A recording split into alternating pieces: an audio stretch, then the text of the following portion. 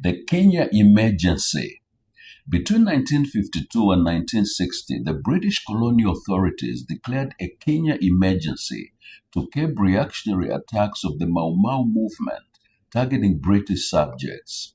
The Kikuyu, Kenya's largest tribe, organized through the Mau Mau movement, which was formed in the 1950s to push violent resistance for independence from Britain.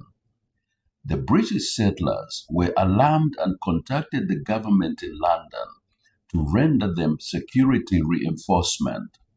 The reaction from Prime Minister Sir Winston Leonard Spencer Churchill's government was decisive and swift.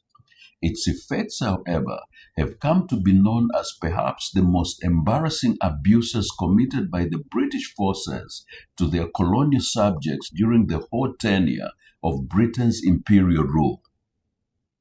This was Sir Winston Churchill's moral failure of leadership.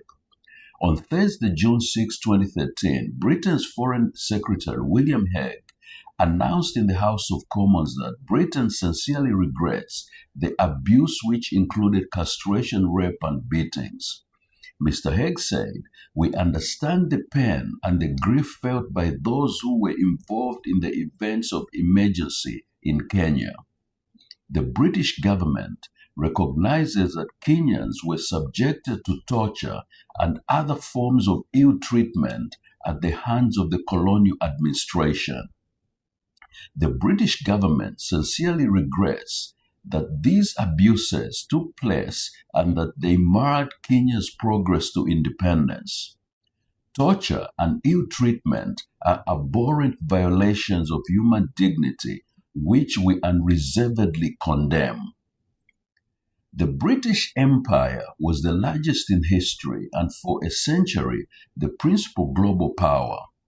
The abuses included castration, rape, and abuses of the worst order. In compensating the Mau Mau victims, the British government paid 20 million British pounds in costs to about 5,000 Kenyans in full as the final settlement of a High Court ruling.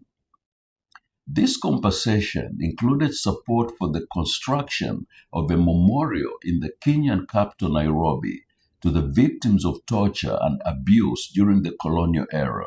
6 decades later, the Kenya Human Rights Commission estimated that 90,000 Kenyans were killed or maimed and 160,000 detained during the uprising. Prime Minister Winston Churchill is hailed as Britain's war prime minister and widely regarded as one of the greatest wartime leaders of the 20th century.